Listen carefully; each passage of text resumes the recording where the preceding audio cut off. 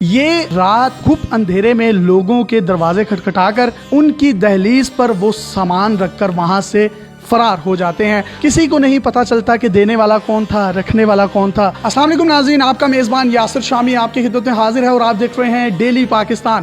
آج ہم آپ کو ملوانے جا رہے ہیں اللہ تعالیٰ کی خفیہ ایجنسیوں کے خوبصورت لوگوں کے ساتھ۔ یہ جو کام کر رہے ہیں انتہائی خوبصورت کام ہے۔ یہ راشن بانٹ رہے ہیں اور راشن بانٹنے کا جو سلسلہ ہے وہ بھی انہوں نے مسجد سے شروع کیا ہے۔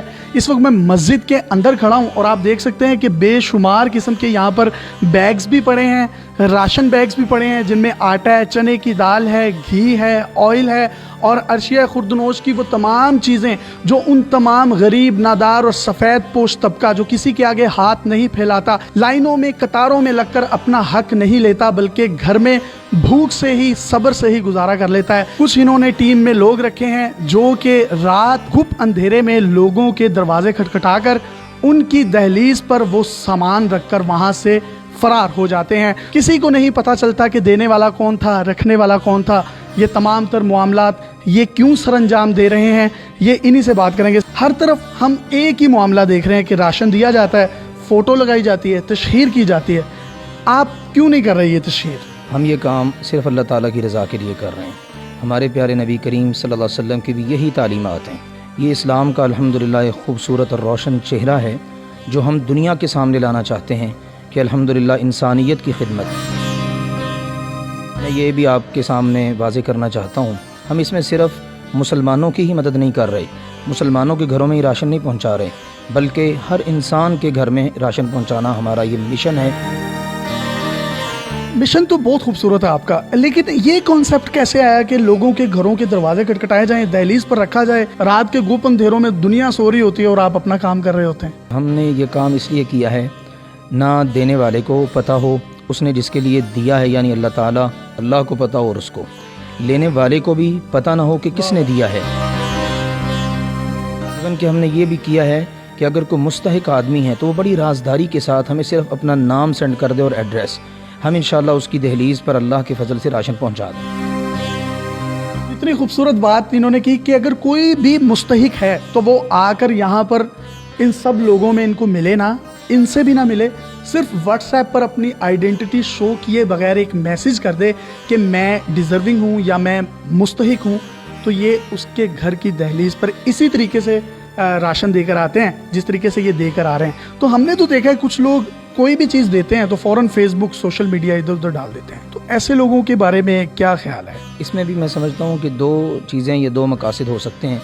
ایک تو ہے کہ دیگر لوگوں کو ترغیب دینا، اگر تو اس مقصد کے لیے ہے تو انشاءاللہ انہیں اس کا اجر ملے گا، اور اگر صرف انسان یہ چاہے کہ میں اس میں شو بازی کر لوں یا لوگوں کو بتاؤں کہ میں نے یہ دیا ہے، پھر اس میں اس کے لیے اجر نہیں ہے، اور یہ شریعت مطہرہ کی نگاہ کے اندر بھی یہ کوئی اچھا اقدام نہیں ہے۔ اچھا، مسجد کے اندر آپ نے تمام سامان رکھا ہے، ظہر اور عصر کی نماز کے درمیان جو گیپ ہوتا ہے 3 سے 4 گھنٹے کا، اس میں مسجد کے اندر بیٹھ کر ہی ان کی ٹیم کے کچھ لوگ اس سامان کو پیک کرتے ہیں، سلیقے سے رکھتے ہیں، ان پیکٹس کو گاڑیوں میں ڈالا جاتا ہے، گاڑیوں کی ٹرانسپورٹیشن کوسٹ بھی یہ خود بیئر کرتے ہیں اور اس گھر تک اس کھانے کو پہنچا دیا جاتا ہے۔ مسجد میں سیاست ہوئی، نبی کریم صلی اللہ علیہ وسلم مسجد میں بیٹھ کر ہی سیاست کیا کرتے تھے۔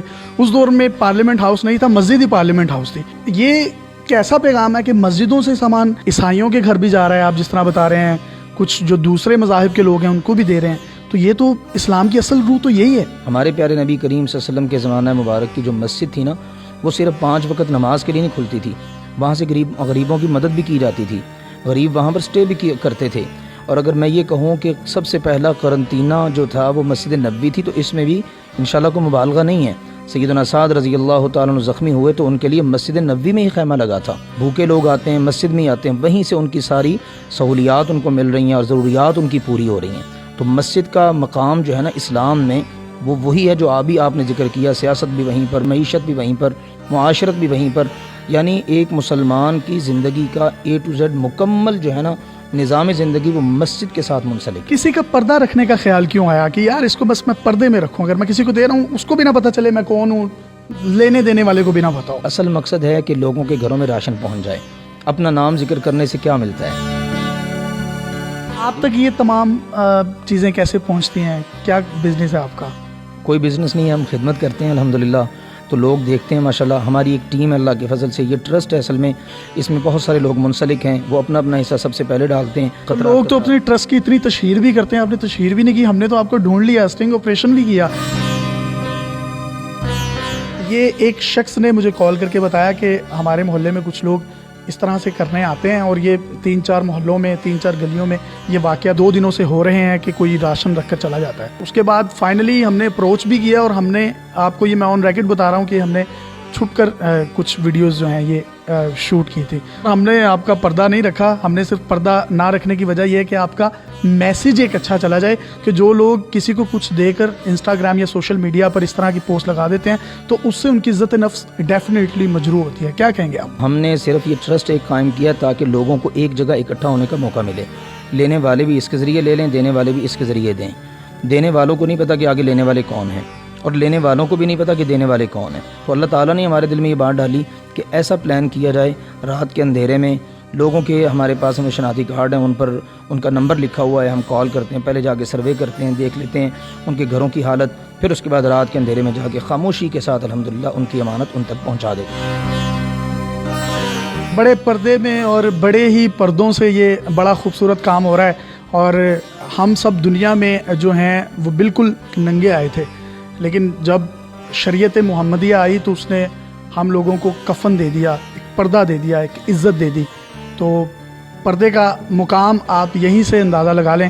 سب کے پردے رکھیں کہ آپ کا میرا بھی پردہ رکھا جائے. اپنے میزبان کو اجازت دیجیے, دیکھتے رہیے ڈیلی پاکستان.